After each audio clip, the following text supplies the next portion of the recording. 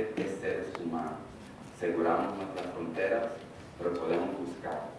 Y si violaron algún reglamento, alguna ley, entonces que el castigo sea similar a la violación. Pero no se separan familias, no se destruyen comunidades por las violaciones de querer venir aquí a trabajar en este país. Por favor, estoy aquí para decirle gracias por hacer este acto de presencia aquí con nosotros.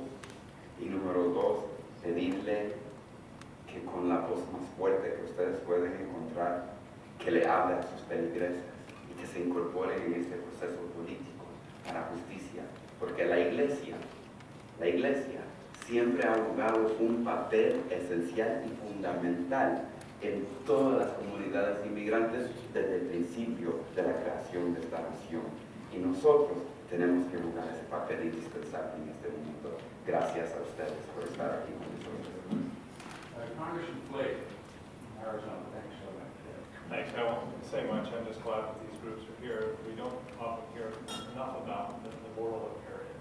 So we have to do immigration.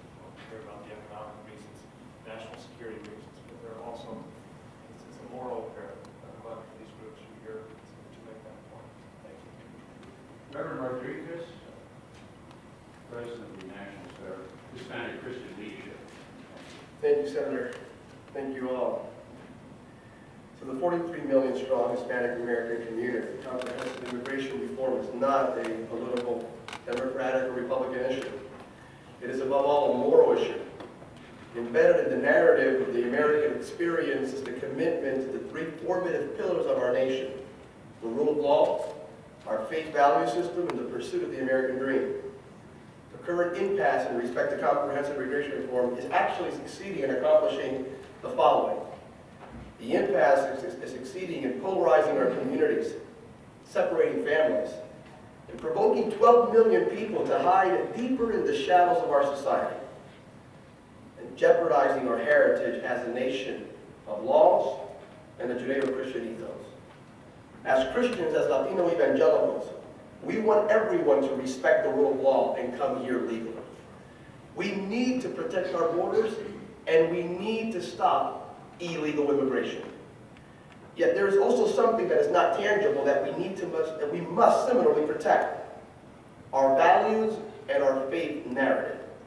How we deal with the 12 million currently undocumented in this nation is actually a diagnostic for the spiritual health of our nation.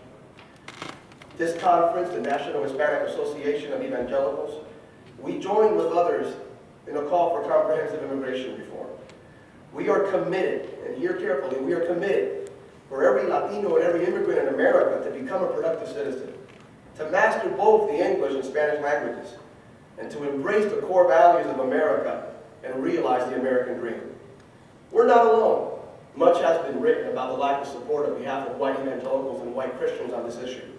We have prominent leaders that are standing up to the call of righteousness and justice, pastors such as Joe Osteen, Jack Hayford, Derek Harkins, and here we have one of the most prominent evangelical leaders in America, Dr. Richard Land, in support of comprehensive immigration reform.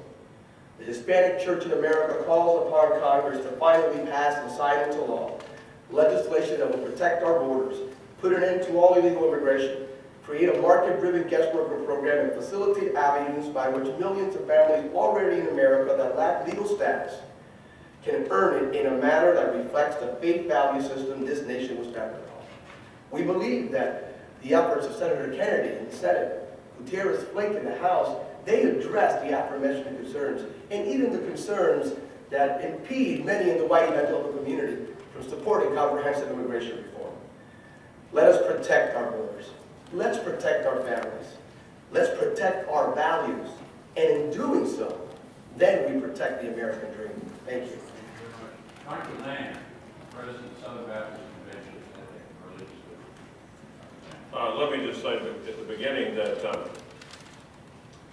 I believe that the country in general, and I think evangelicals as well, are ahead of where the Congress is on this issue.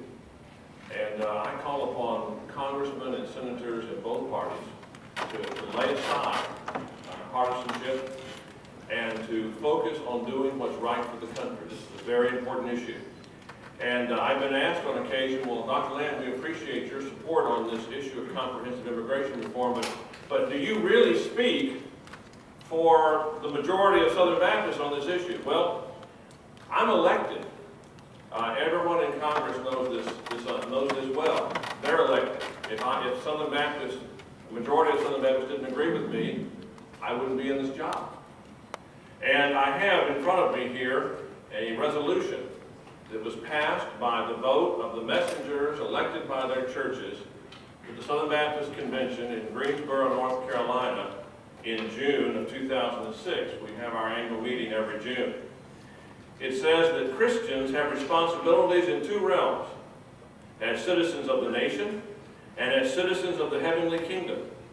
As citizens of the nation, Christians are under biblical mandate to respect the divine institution of government and its just laws, but at the same time, Christians have a right to expect the government to fulfill its ordained mandate to enforce those laws. As citizens of the heavenly kingdom, and as members of local congregations of that kingdom, we also have a biblical mandate to act compassionately toward those who are in need, Matthew 25, to love our neighbors as ourselves, Matthew 22, and to do unto others as we would have them do unto us, Matthew chapter 7, verse 12. And whereas the federal government's failure to fulfill its responsibility in the area of illegal immigration during both Democratic and Republican administrations has caused severe consternation to a sizable constituency of Americans and led to the crisis we now have, the federal government has not only failed to enforce the borders, but failed in its responsibility to enforce immigration laws, not only with regard to individuals who are here illegally, but also with regard to employers who knowingly hire them and exploit them.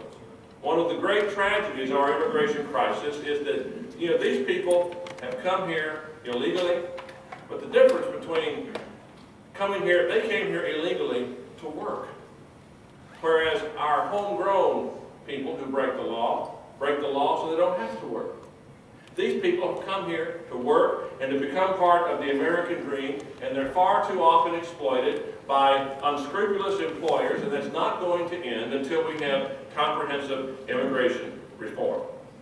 As the resolution points out, many of these hardworking and otherwise law-abiding immigrants have been exploited by employers and by others in society, contrary to James 5:4, so that the messengers of the Southern Baptist Convention urge the United States Congress to